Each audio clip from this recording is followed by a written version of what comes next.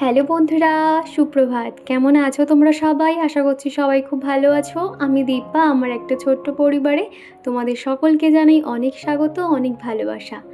আজকে না সকাল থেকে ভিডিওটা একদমই শুরু করতে পারিনি, তাড়াহুড়োর মধ্যে দিয়ে কাজকর্ম করতে হয়েছে। বিশেষ করে রুটি তরকারি বানানো থাকলে না আমি একদম ক্যামেরা নিয়ে এদিক ওদিক না করে নিজে ফ্রেশ হয়ে সোজা চলে যাই রান্নাঘরে। আর এখন এই তো স্নান করে নিয়েছি, নিয়ে এখন একটু স্কিন কেয়ার করে নিচ্ছি। এই যে সকালটুকু একটু 2 মিনিট নিজেকে সময় দিই, তারপরে তো একটার পর একটা কাজ লেগেই থাকে। তার উপরে চিকু এখন বড় হয়েছে, তার কিন্তু এক এক রকম এক এক সময় বায়না থাকে, সেগুলো মেটাতে গিয়েই কিন্তু কালঘাম ছুটে যায় এক প্রকার, সেটাই হয় আর কি। আর এই যে এখন একটু রেডি হয়ে নিচ্ছি, চুল টুল আঁচড়িয়ে নিলাম, আর এখন একটু মুখে সানস্ক্রিন মেখে নিচ্ছি। বাইরে এত পরিমাণে গরম, আর এই রোদ কিন্তু আমাদের স্কিনের জন্য খুবই খারাপ। সেই জন্য তোমাদেরকে বলবো সানস্ক্রিন ছাড়া কিন্তু একদমই বাইরে যাবে না, তা নাহলে কিন্তু প্রচুর ট্যান পড়ে যাবে। আমি না যখনই সানস্ক্রিন মাখি তার সঙ্গে একটু ময়শ্চারাইজার দিয়ে নিই, তাহলে স্কিনটা খুব সফট থাকে। আর আমার প্রচণ্ড পরিমাণে ড্রাই স্কিন, যেটা আমার খুব বিরক্তিকর একটা ব্যাপার হয়ে যায়। সানস্ক্রিন দিলে না স্কিনটা একটুখানি ড্রাই ড্রাই লাগে, তার জন্য ময়শ্চারাইজারটা মিক্সড করে নিই। তো তারপরে দেখো সোজা চলে এসেছি রান্নাঘরে। আমি না সকালে কিন্তু আটাটা মেখেই তারপর বাদবাকি কাজে হাত দিয়েছিলাম। আগে না আমি যখন হাতে সময় পেতাম না কাজ এগিয়ে রাখার জন্য, রাত্রিবেলা করে আমি আটা মেখে রাখতাম। কিন্তু যখন থেকে শুনেছি এরকম আটার ডো কখনোই মেখে রাখতে নেই, সংসারে একটা নেগেটিভ এনার্জি কাজ করে, তারপর থেকে না আমি আর একদমই কিন্তু মেখে রাখি না। যত দেরি হোক না কেন আমি সকালে উঠেই কিন্তু তারপরে আটাটা মেখে রাখি। তো আজকে না একটু বেশি করে ময়দা দিয়েছি, ময়দা দিয়ে রুটি খেতে আমার ভালো লাগে। তো তারপরে চিকুর বাবা বললো যে না রুটি বানাতে হবে না, বেশিরভাগ তো ময়দা দিয়েছো, তাহলে একটু পরোটা মতন করে দাও। তো আমি অল্প তেলে পাতলা করে বেলে পরোটা মতন বানিয়ে দিয়েছিলাম। তো খেতে কিন্তু বেশ ভালো লাগছিল, আর একটু মিষ্টি মিষ্টি দিয়েছিলাম না, বেশ ভালো লাগে। আর তার সঙ্গে সাদা আলুর তরকারি বানিয়ে নিয়েছি। ওই যে দেখতে পাচ্ছ পাশেই আর কি আলুর তরকারিটা হয়ে গেছে, আর এখন আমি অল্প অয়েল দিয়ে আর কি পরোটাটা ফ্রাই করে নিচ্ছি। আর কণিকা দিদিভাই কমেন্ট করেছে, লাইক আর কমেন্ট করে ভিডিও দেখতে শুরু করলাম দীপা, তোমাকে খুব ভালোবাসি দীপা আমি। তো অনেক ভালোবাসা গো দিদিভাই, বিশ্বাস করো তুমি প্রতিদিন যে এত সুন্দর সুন্দর কমেন্ট করো না, আমার মনেই হয় না যে তুমি অত দূরে থেকে আমার ভিডিও দেখছো। তোমার প্রত্যেকটা কথা আমার মন ছুঁয়ে যায় জানো তো। এই যে তুমি দূর থেকে যে আমাকে এত ভালোবাসা দিচ্ছ, নিজের বোন ভেবে আমাকে অনেক কিছু সাজেস্ট করো, কিছু ভালো কথা বলো, এবং কিছু ভুলভ্রান্তি হলে সেগুলোও ধরিয়ে দাও, আমার না ভীষণ ভালো লাগে গো। আর আমি কখনো ভাবিনি যে এই প্ল্যাটফর্মে এসে তোমাদের নিঃস্বার্থ ভালোবাসা পাবো। তো অনেক ভালোবাসা গো দিদিভাই, এইভাবে তুমি আমার পাশে থেকো। আর আমি চালটা ভিজিয়ে রেখেছি, তো সেই চালের জলটা এখন গাছগুলোতে দিয়ে দিচ্ছি। এখানে তো বেশি গাছ নেই, তবে যে কটা রয়েছে এদেরকে বাঁচানোর চেষ্টা করছি। ওই চাল ডাল ধোয়া জল এই গাছগুলোতে দিয়ে দিই। আর এখন দেখো চিকুও উঠে পড়েছে, ওকে কিন্তু ড্রাই ফ্রুট দিয়েছি, জল বিস্কুট দিয়েছি। তারপরে আমি আরও এখন একসঙ্গে খেতে বসেছি। এরকম পরোটা চিকু কিন্তু খেতে খুব ভালোবাসে, আর পাতলা করে বেলে দিয়েছি তো, আর একটু অল্প তেল দিয়েছি, ও কিন্তু বেশ পছন্দ করেছে। তারপরে মা ছেলেতে মিলে টিফিন সেরে এখন চলে এসেছি রান্নাঘরে। তো রান্না বান্না তো করতেই হবে, সকালের একটা ঝক্কি ছিল টিফিন বানানো, সেটা তো হয়ে গেল। আর সকালে চিকুর পাপা না একটু সবজি এনে দিয়ে গেছিলো, তো সেগুলো তো গুছিয়ে রাখার সময় পাইনি। ভাবলাম যখন রান্না করব তখনই যা যা লাগবে বার করে নেব, আর বাদবাকিগুলো ফ্রিজে রেখে দেবো। তো দেখতে পাচ্ছ ঢ্যাঁড়স এনেছে, আর এখনকার ঢ্যাঁড়সগুলো না ভীষণ টেস্টি। এইরকম ঢ্যাঁড়স দিয়ে না দেখবে যে কোনো ভাজাভুজি কিংবা সর্ষে পোস্ত করলে কিন্তু দারুণ খেতে লাগে। তো যাই হোক, আমি এরকম কন্টেনারে রেখে দিলাম। ঢ্যাঁড়সগুলো ভালো আছে, এখনও 2 দিন রাখলেও অসুবিধা নেই, সেই জন্য রেখে দিচ্ছি আর কি। যেগুলো দেখেছি হ্যাঁ তাড়াতাড়ি খেয়ে ফেলতে হবে সেগুলো বাইরের দিকে রাখি। আমি তো সবসময় ঘরে থাকি, বাজারে কোনটার দাম বাড়ছে কি কমছে আমি তো কিছুই বুঝতে পারি না। ওই চিকুর পাপাকে যখন জিজ্ঞাসা করি ও তখন বলে, তা না হলে আমার মা যখন ফোন করে মায়ের কাছ থেকে জেনে নিই, তখন আর কি আইডিয়া হয়। তবে যখন আমটা এনেছে, আমি আমটার দাম জিজ্ঞাসা করে আমি তো শুনে অবাক। এই ছোট্ট একটা আমের দাম কিনা 16 টাকা নিয়েছে, তাও আমটা কিন্তু মিষ্টি নয়, টক আম। আর এই আম দিয়ে যদি কখনো আমি চাটনি করি না, আমার চিনি পুরো ঢেলে ঢেলে দিতে হবে, তা নাহলে মিষ্টি হবে না। তো এখন বাজারে প্রত্যেকটা জিনিসের এত দাম বেড়ে গেছে, আকাশ ছোঁয়া দাম। আর এখানে এই যে কুমড়োটা দেখতে পাচ্ছ, আমি না কুমড়ো কিন্তু যখনই কিনে আনতাম তখনই নষ্ট হয়ে যেত। তো মাকে ফোন করে জিজ্ঞাসা করেছিলাম, মা এরকম কুমড়ো কিভাবে রাখলে ভালো থাকে? তো মা আমাকে একটা টিপস দিল বন্ধুরা, সেটা এত সুন্দর কাজ করেছে, আমি এখন কুমড়ো 2 দিন 3 দিনও রাখতে পারছি। মা ফোন করে বলল যে তুই প্লাস্টিকে মুড়ে সবসময় এরকম কুমড়ো রেখে দিবি, দেখবি খুব ভালো থাকবে। আর সত্যি কথা বন্ধুরা, আগে একদিনের বেশি কুমড়ো থাকতো না, সে আমি যেখানেই রাখি না কেন, বাইরে কিংবা ফ্রিজে, কুমড়ো কিন্তু নষ্ট হয়ে যেত। এরকম প্লাস্টিকে মুড়ে রাখার পর থেকে কিন্তু একটুও নষ্ট হয় না। আর আমাদের বাড়িতে তো দেখোই সবসময় রসগোল্লা, মিষ্টি এটা ওটা আনে, আর আমি তো খুব একটা মিষ্টি খাই না, ওই শিরাগুলো থেকে যায়, তখন ওই যখন চাটনি বানাই চাটনির মধ্যে দিয়ে দিই, একটা আলাদা রকম টেস্ট লাগে। আর চিকুর বাবা তো চাটনি খেতে খুব ভালোবাসে। তো যাই হোক, এদিকে কিন্তু আমি চাটনিটা আগে ভাগে সেরে নিয়েছি। আর রুমা দিদিভাই কমেন্ট করেছো, শাড়ি পরলে তোমাকে খুব সুন্দর লাগে দীপা, এবং চোখে লেন্স পরার পর খুব কিউট লাগছিল।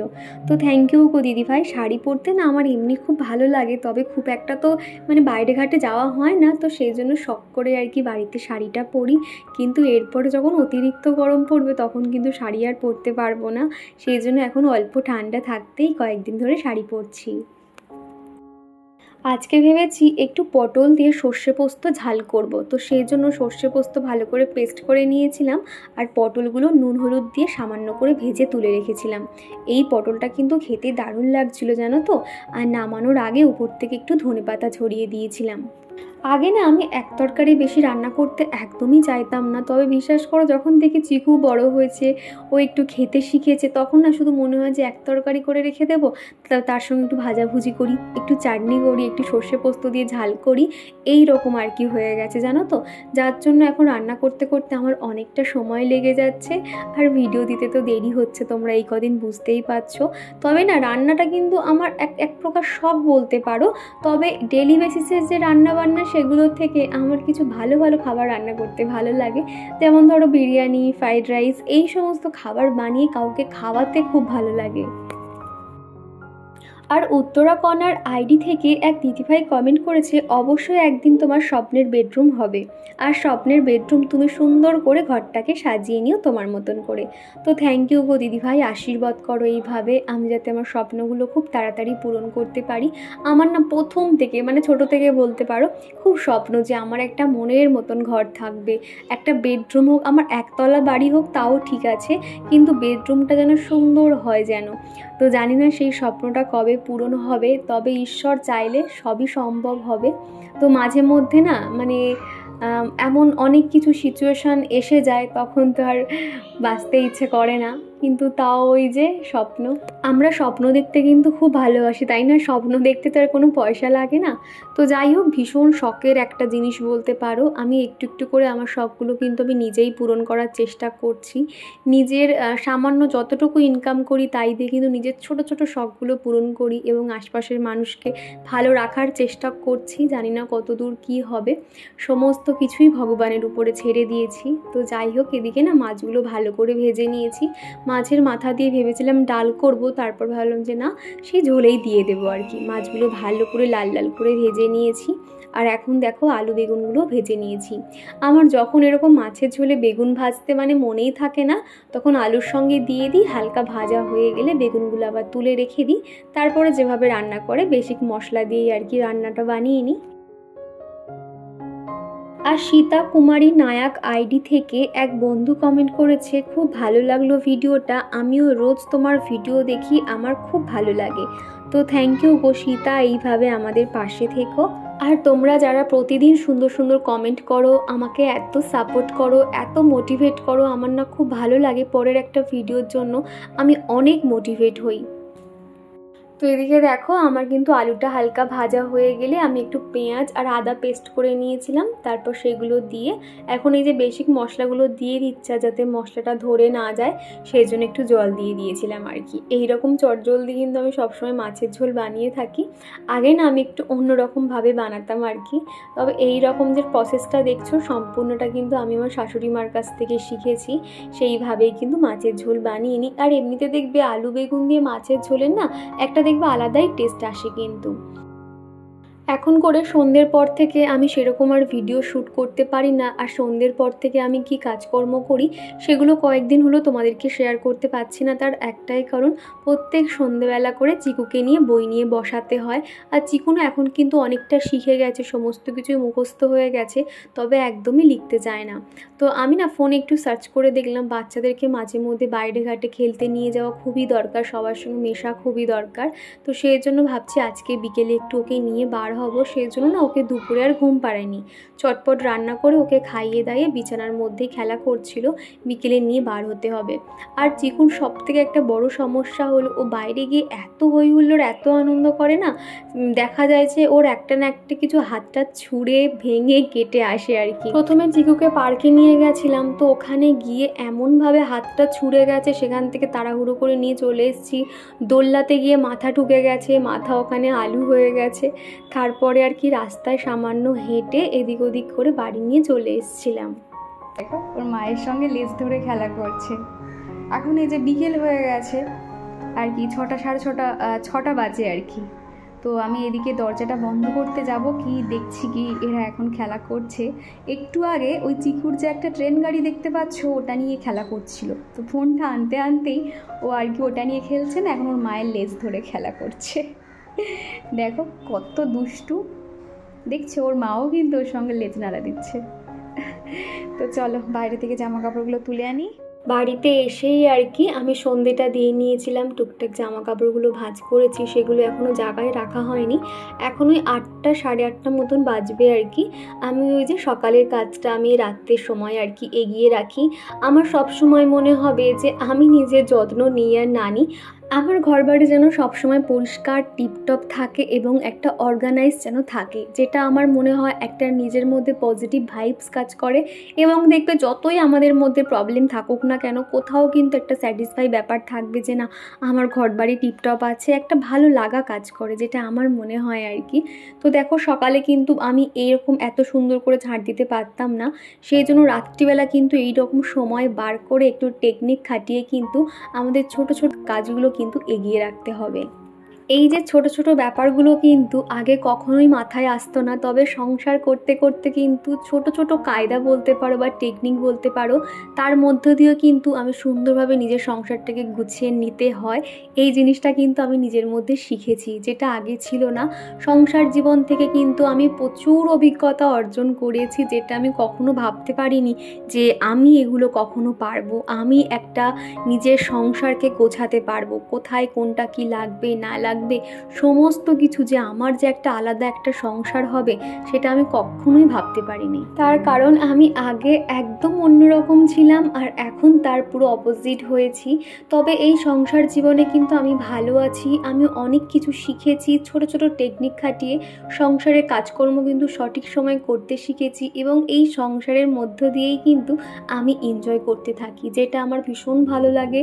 এবং সংসার জীবন থেকে আমি অনেক কিছু শিখেছি, অনেক কিছু পেয়েছি, যেটা আমার সারা জীবনের স্মৃতি হয়ে থেকে যাবে। আর এই যে দুটো পেটি দেখতে পাচ্ছ, আমাদের তো শু রাখার কোনো র্যাক নেই, এই পেটির মধ্যে আমরা সমস্ত জুতোগুলো রাখি আর কি।